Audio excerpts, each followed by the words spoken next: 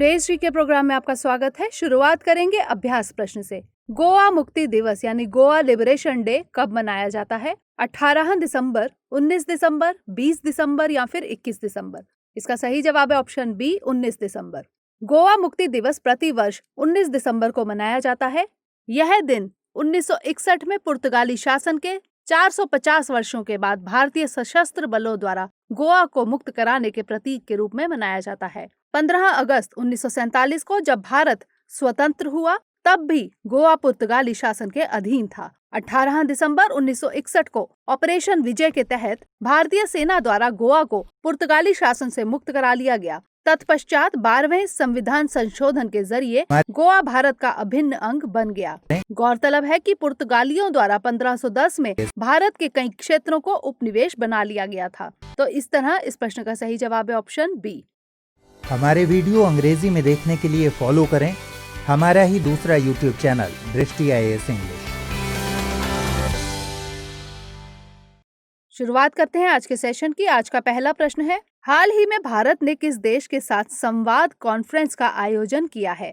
Malaysia, चीन, पाकिस्तान या फिर जापान? इसका सही जवाब है ऑप्शन डी, जापान। हाल ही में भारत ने 6वें इंडो जापान संवाद कॉन्फ्रेंस का आयोजन किया। इस अवसर पर प्रधानमंत्री मोदी ने पारंपरिक बौद्ध साहित्य और हस्तलिपि के लिए एक पुस्तकालय बनाने का प्रस्ताव भी रखा। संवाद का उद्देश्य आपसी संवाद और वाद विवाद के प्रोत्साहन द्वारा लोकतंत्र, मानवतावाद, अहिंसा, स्वतंत्रता और सहिष्णुता के साझा मूल्यों को उजागर करना और आध्यात्मिक आदान प्रदान करना है।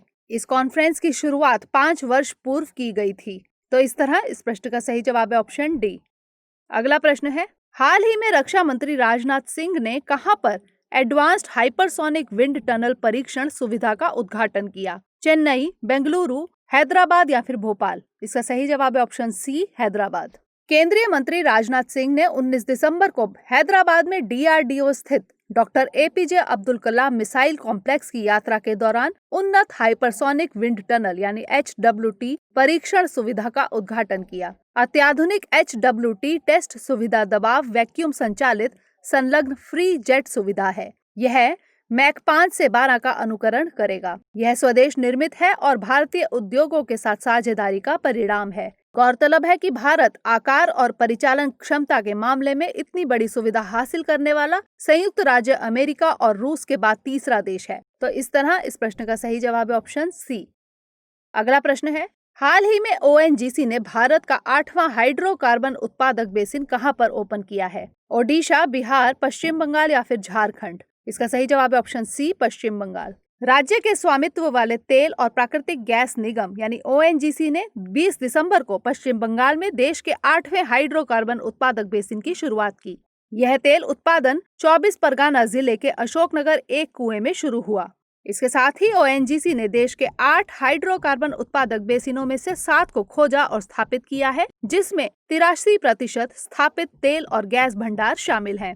गौरतलब है कि ONGC भारत का सबसे बड़ा तेल और गैस उत्पादक है, जो देश के हाइड्रोकार्बन उत्पादन में 72% का योगदान देता है। बता दें कि बंगाल बेसिन लगभग 1.22 लाख वर्ग किलोमीटर में विस्तृत है, जिसका लगभग 2/3 हिस्सा बंगाल की खाड़ी के पानी के नीचे है। तो इस तरह इस प्रश्न का सही जवाब है ऑप्शन सी।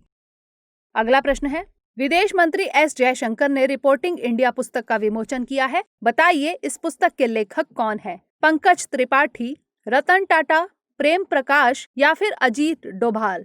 इसका सही जवाब है ऑप्शन सी, प्रेम प्रकाश। 18 दिसंबर को विदेश मंत्री S जयशंकर ने रिपोर्टिंग इंडिया पुस्तक का विमोचन किया। यह पुस्तक एशियन न्यूज इंटरनेशनल यानी ANI के अध्यक्ष प्रेम प्रकाश द्वारा लिखी गई है। अमेजन और फ्लिपकार्ट पर उपलब्ध 225 पेज की यह किताब पेंगुइन इंडिया ने प्रकाशित की है। बता दें कि 5 दशक से भी पुरानी ANI वर्तमान में भारत में 100 से अधिक ब्यूरो के साथ दक्षिण एशिया की अग्रणी मल्टीमीडिया समाचार एजेंसी है। तो इस तरह इस प्रश्न का सही जवाब है ऑप्शन सी। अगला प्रश्न है, खबरों में रहा शब्द E20 क्या है? रोबोट, ईंधन, कोरोना वैक्सीन या फिर नाभिक में नया इलेक्ट्रॉन? इसका सही जवाब है ऑप्शन बी, ईंधन। हाल ही में भारत सरकार ने E20 ईंधन को अपनाने के लिए एक प्रस्ताव रखा है। इसके लिए सड़क परिवहन और राजमार्ग मंत्रालय द्वारा मसौदा अधिसूचना प्रकाशित किया गया है। E20 ईंधन 20% इथेनॉल और गैसोलीन का मिश्रण है। जबकि भारत में वर्तमान में मिश्रण का स्वीकार्य स्तर 10% इथेनॉल है। आपको बता दें, अभी तक भारत केवल 5.6% सम्मिश्रण स्तर तक ही पहुंच पाया है। E20 ईंधन में सबसे बड़ा लाभ यह है कि इससे वाहनों से होने वाले उत्सर्जन में कमी आएगी और इससे प्रदूषण कम होगा। तो इस तरह इस प्रश्न का सही जवाब है ऑप्शन बी। अगला प्रश्न है, खेल मंत्रालय ने खेलो इंडिया यूथ गेम्स में 4 स्वदेशी खेलों को शामिल करने की मंजूरी दी है। निम्नलिखित में से कौन सा खेल उसमें शामिल नहीं है? मलखंब, कलारीपयट्टू, थांग ता या फिर बिहू? इसका सही जवाब है ऑप्शन डी, बिहू। हाल ही में खेल मंत्रालय ने खेलो इंडिया यूथ गेम्स 2021 के लिए 4 स्वदेशी खेलों को शामिल करने की मंजूरी दे दी है। इन खेलों में गतका, कलारीपयट्टू, थांग ता और मलखंब शामिल है। 2021 में खेलो इंडिया यूथ गेम्स का आयोजन हरियाणा में किया जाएगा। केंद्रीय खेल मंत्रालय ने खेलो इंडिया स्कूल गेम्स के दायरे को बढ़ाकर बड़ा कर दिया है। इन खेलों में अब 2 श्रेणियों अंडर 17 और अंडर 21 में प्रतिभागी हिस्सा ले सकते हैं। इसमें कॉलेज और विश्वविद्यालय के खिलाड़ी भी हिस्सा ले सकते हैं। आपको बता दें कि गतका निहंग सिख योद्धाओं की एक पारंपरिक लड़ाई शैली है, जिसका उपयोग आत्मरक्षा के साथ साथ खेल के रूप में भी किया जाता है। कलारीपयट्टू का उद्गम केरल में हुआ है, जो एक मार्शल आर्ट है। साथ ही मलखंब मध्य प्रदेश का राजकीय खेल है और महाराष्ट्र भी इस खेल का आकर्षण का केंद्र रहा है। थांगता मणिपुर की वैवाहिक कला से संबंधित है। तो इस तरह इस प्रश्न का सही जवाब है ऑप्शन डी।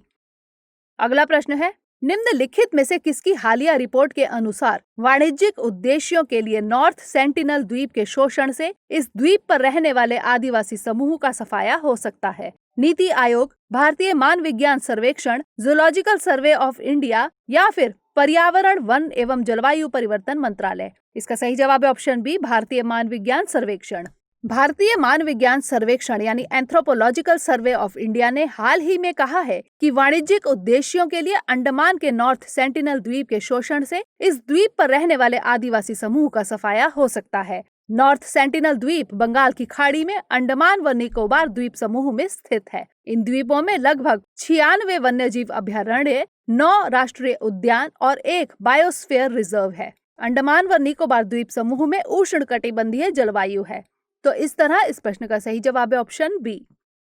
अगला प्रश्न है, हाल ही में किन 2 ग्रहों के बीच महान संयोजन यानी ग्रेट कंजक्शन की घटना चर्चा में है? शनि और पृथ्वी, बुध और शुक्र, शनि और बृहस्पति या फिर मंगल और पृथ्वी? इसका सही जवाब है ऑप्शन सी, शनि और बृहस्पति। 21 दिसंबर 2020 को दुनिया की एक दुर्लभ खगोलीय घटना शनि और बृहस्पति के बीच महान संयोजन घटित होगी। इसमें बृहस्पति शनि ग्रह एक दूसरे के इतने करीब आ जाएंगे कि देखकर ऐसा लगेगा कि दोनों ग्रह एक दूसरे में समा गए हैं, यानी ये एक ही दिखेंगे। अंतिम बार यह आकाशीय घटना 1623 में घटित हुई थी। यह घटना 2080 में फिर से घटित होगी। यह घटना दक्षिण पश्चिमी आकाश में सूर्यास्त के लगभग 1 घंटे बाद दिखाई देगी। इस घटना को क्रिसमस स्टार या बेथलेहम का तारा भी कहा जाता है। तो इस तरह इस प्रश्न का सही जवाब है ऑप्शन सी। अगला प्रश्न है, अंतर्राष्ट्रीय मानव एकता दिवस यानी इंटरनेशनल ह्यूमन सॉलिडेरिटी डे कब मनाया जाता है? 19 दिसंबर, 20 दिसंबर, 21 दिसंबर या फिर 22 दिसंबर? इसका सही जवाब है ऑप्शन बी, 20 दिसंबर। प्रति वर्ष 20 दिसंबर को अंतर्राष्ट्रीय मानव एकता दिवस के रूप में मनाया जाता है। इस दिवस को विविधता में एकता के सम्मान के रूप में मनाया जाता है। इस दिवस को मनाने के उद्देश्य निम्नलिखित हैं। इस दिवस के द्वारा विभिन्न सरकारों को अंतर्राष्ट्रीय समझौतों का सम्मान करने के लिए स्मरण करवाया जाता है। इस दिवस के द्वारा एकजुटता के महत्व के बारे में सार्वजनिक जागरूकता बढ़ाई जाती है। इस दिवस पर सतत विकास लक्ष्यों को प्राप्त करने के लिए एकता को बढ़ावा दिया जाता है। इस दिवस गरीबी उन्मूलन के लिए नई पहल को प्रोत्साहित करने का दिन है। आपको बता दें कि 19 अगस्त को प्रत्येक वर्ष विश्व मानवता दिवस यानी वर्ल्ड ह्यूमैनिटेरियन डे के रूप में मनाया जाता है। तो इस तरह इस प्रश्न का सही जवाब है ऑप्शन बी।